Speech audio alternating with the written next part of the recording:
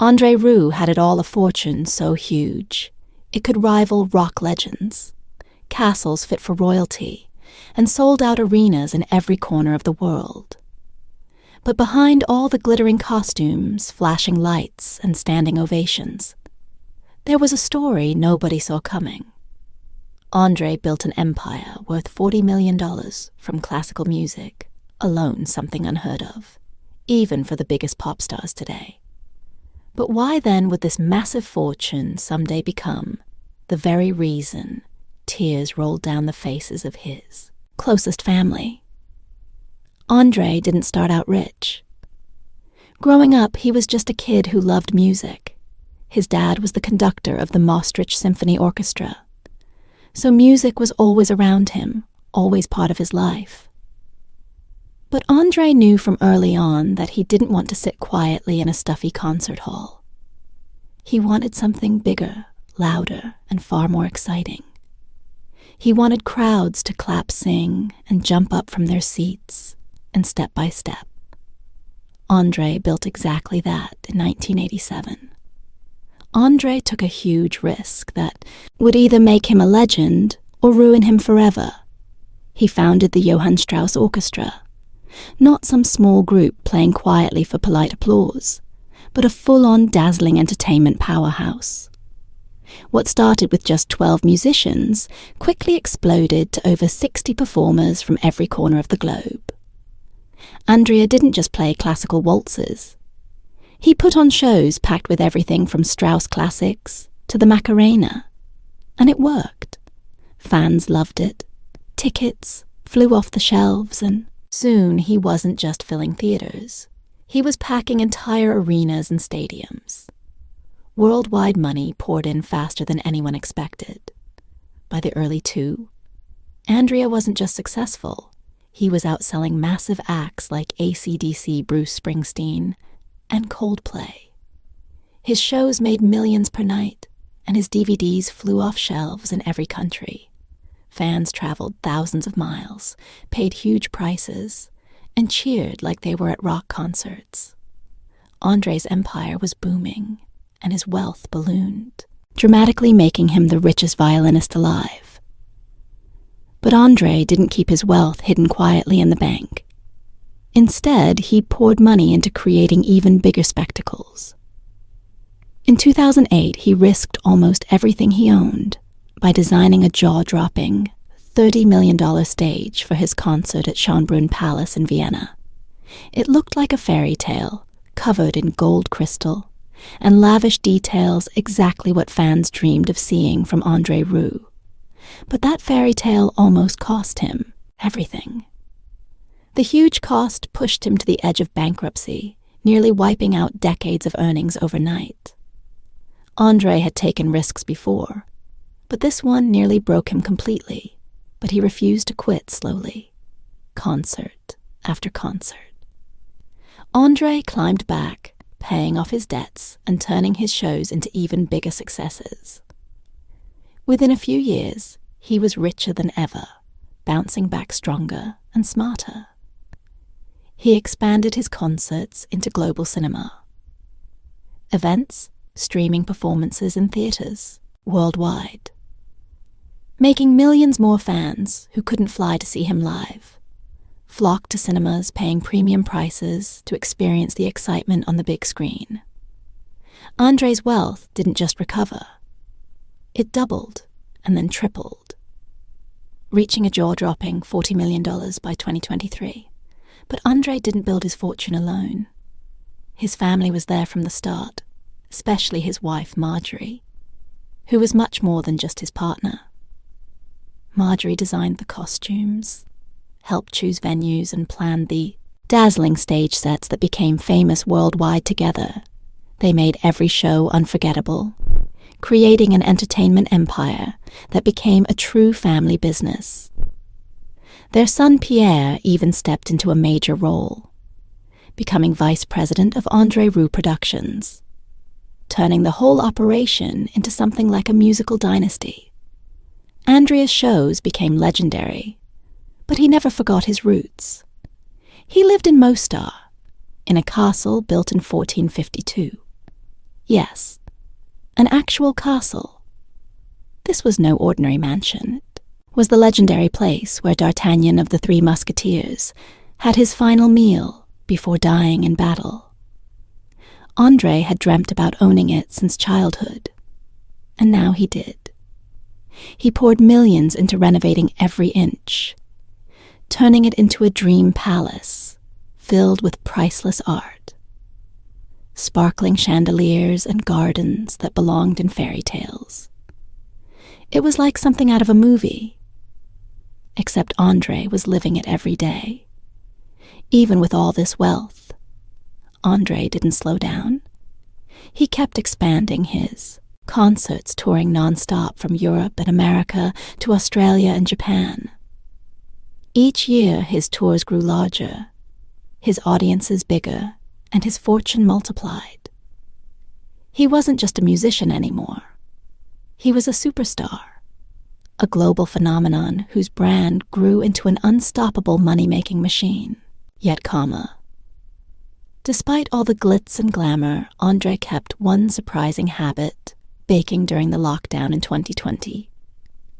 With concerts cancelled and millions in ticket sales vanishing overnight, André did something unexpected.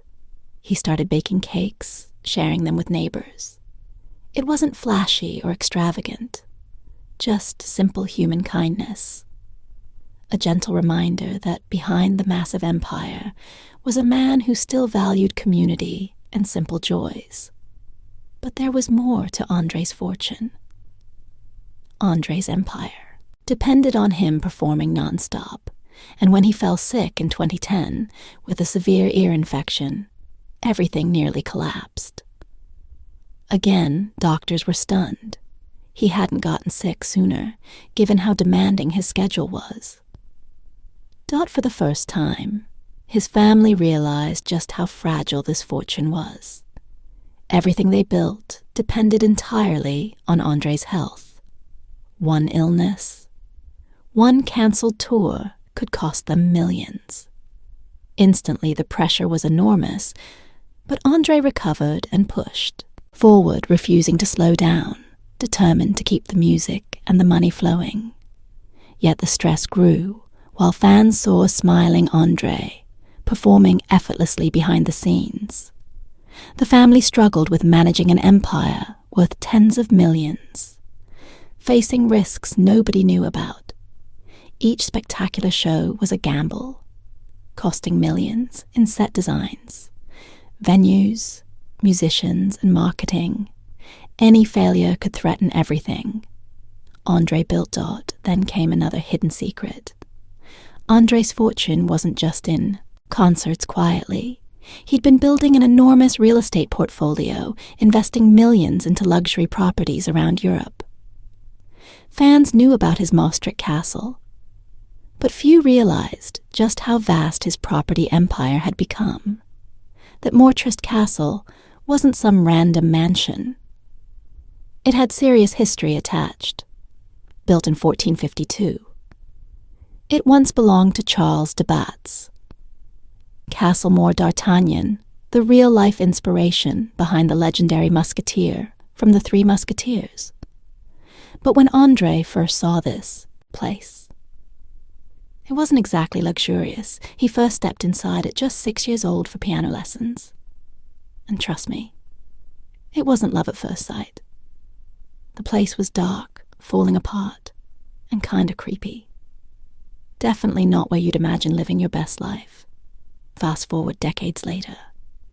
And that spooky old castle became the shining heart of André's empire, transformed from a gloomy ruin into an incredible fairy tale, like Estate Dot.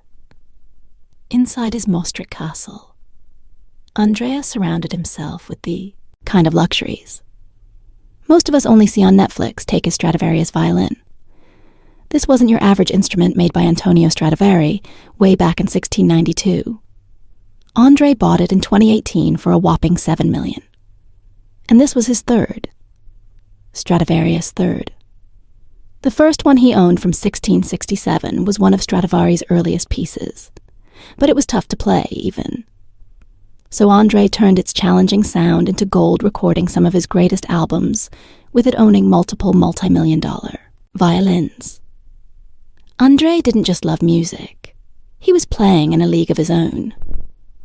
André's luxury lifestyle didn't stop at instruments. He took control over every single detail of his concerts, even the clothes his orchestra wore. Those gorgeous gowns worn by his female musicians, André designed each one, personally inspired by historical figures like Empress Elizabeth of Austria. These dresses were no joke, costing around $3. 00 each. Multiply that by dozens of musicians every tour. And it starts to make sense why André once faced bankruptcy over his stage designs. Yeah, bankruptcy. Remember that insane stage set he created for his concerts in Vienna back in 2008? It was a perfect copy of Schönbrunn Palace, complete with fountains, real ice rinks, gold carriages and dancers, in extravagant ballrooms. Sounds epic, right? But epic comes with a price. André blew a staggering $34 million building. He didn't just build one, he built 3 separate sets, touring them around the world, burning through cash at a mind-blowing rate. It was flashy, it was brilliant, but it nearly ended him. André ended up sitting down with his bank manager, discussing what they could take away to settle the enormous debts. Yet somehow he survived that crisis and bounced back even stronger. This guy was unstoppable. Or was he at home? Things looked peaceful, comfortable, even normal. At least as normal as life inside a real-life castle could ever be.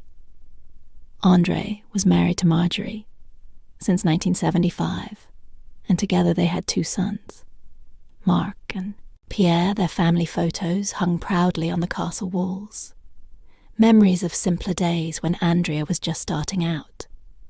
But now even his family played key roles in his empire.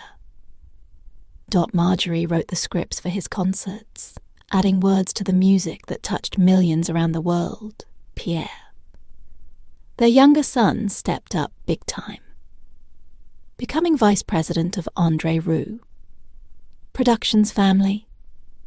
Dinners might have looked like simple get-togethers, but they were board meetings in disguised business mixed with family at every meal. But under all this glittering lifestyle and delicious desserts, André's childhood wasn't exactly joyful. Growing up in a small, crowded house in Moscow with 5 siblings wasn't easy. His dad was an orchestra conductor, but didn't show him much affection. His mom even tougher. André believed they were jealous of his natural talent, because within weeks of picking up a violin at 5, he was playing beautifully. He escaped the tough times through music, but the scars remained, pushing him constantly toward more success, more approval, more extravagance. That drive to prove himself showed clearly when André first started out back in 1978. He formed his very first ensemble, just 12 musicians playing weddings and small restaurants. Money was tight, audiences hardly noticed them. Sometimes, not even looking up from their dinner.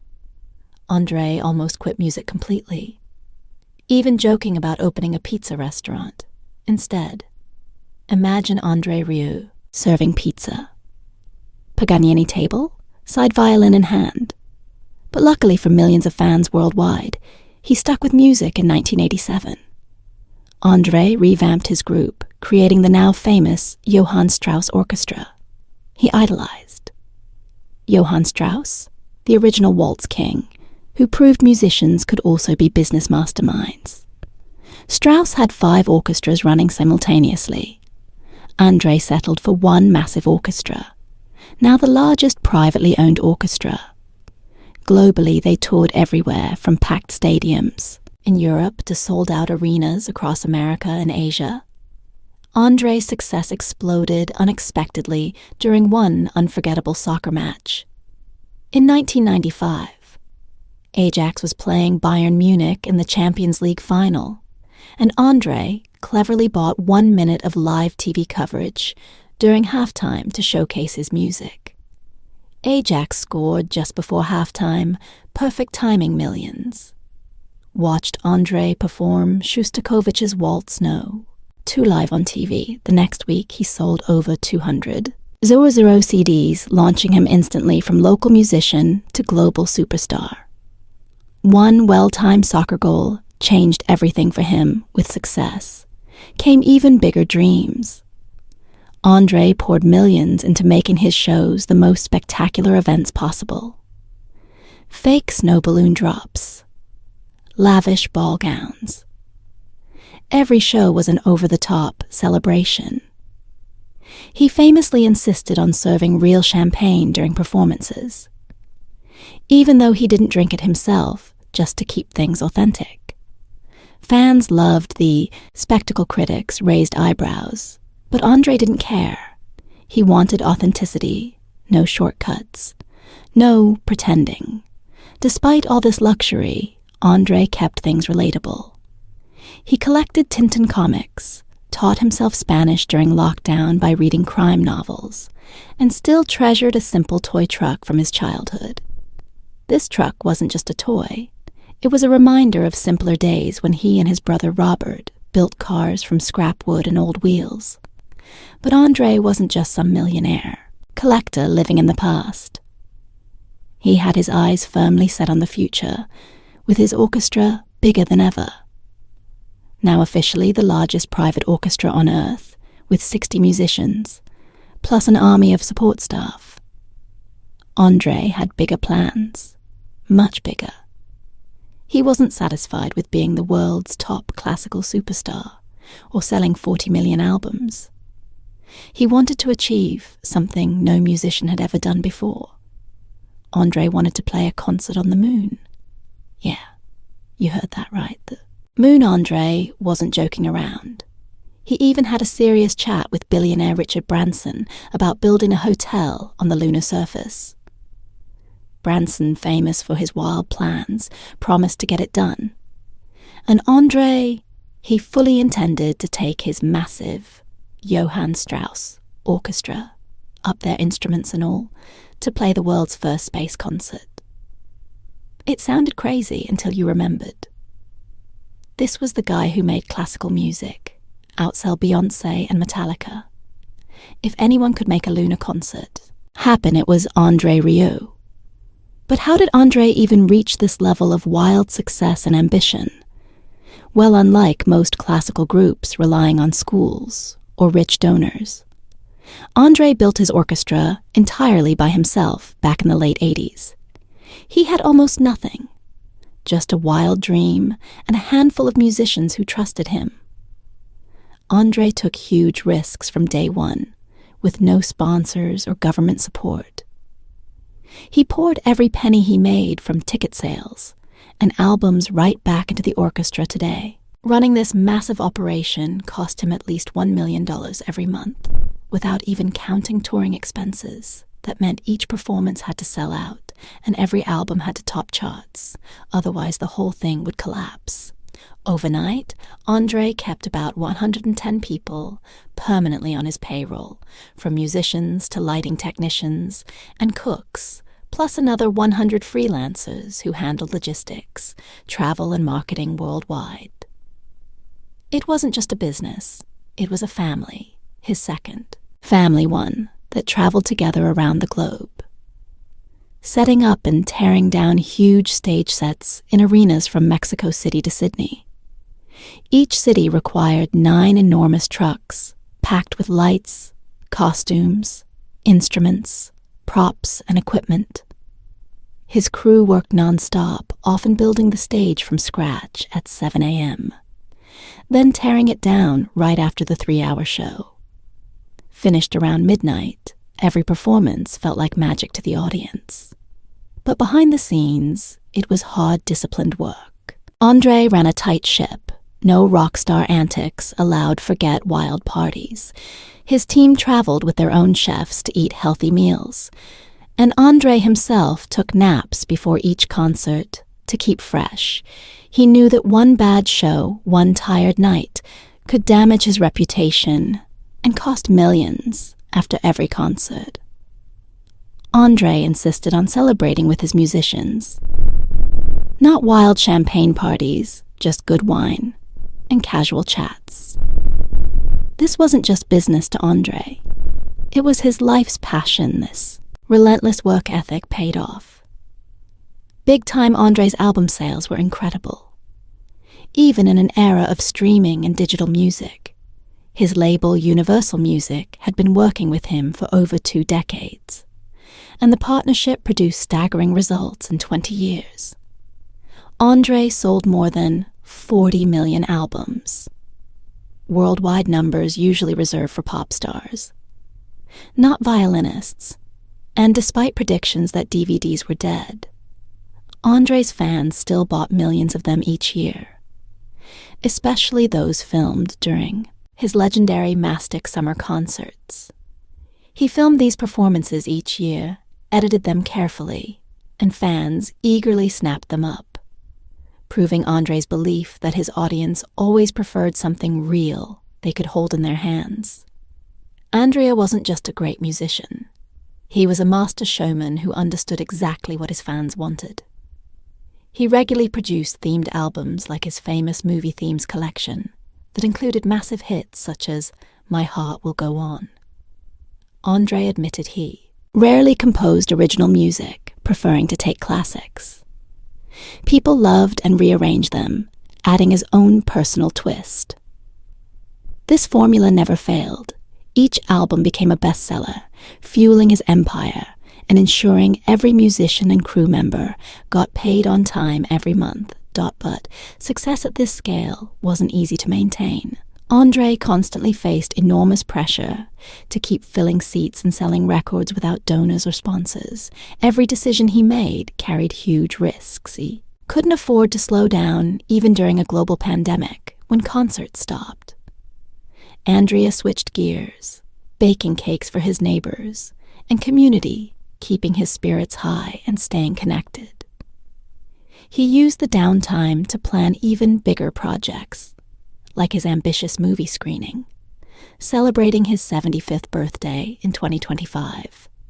Titled The Dream, continues the event showcased never-before-seen performances from Andrea's global tours, played in cinemas worldwide. This was a grand celebration of his life's incredible journey from a kid dreaming in Mostar to a global icon adored by millions. André never hid the secret behind his incredible rise. Hard work, discipline, and taking risks nobody else dared. His Jewish father-in-law, Edgar Kochman, had influenced him deeply through his collection of 300 vinyl records, introducing André to music he'd never heard before these records shaped his style, making his performances accessible to millions who never imagined they'd love classical. Music pieces like Hava Nagila, a Jewish klezmer tune, became massive hits in André's concerts. His performance of this classic on YouTube alone attracted over 14 million views. André played everywhere, even Israel, where he received standing ovations, performing beloved local songs like Jerusalem of Gold. Despite all this success, André never lost sight of his roots. On his 75th birthday, he celebrated in style, throwing a giant boat party that sailed through his hometown of Mostar, with his entire orchestra on board. Fans worldwide joined in through cinema screenings, experiencing iconic performances from decades of André's unforgettable shows. André built something nobody thought possible: a massive private orchestra, worldwide fame, and a fortune so large it made his family both proud and nervous.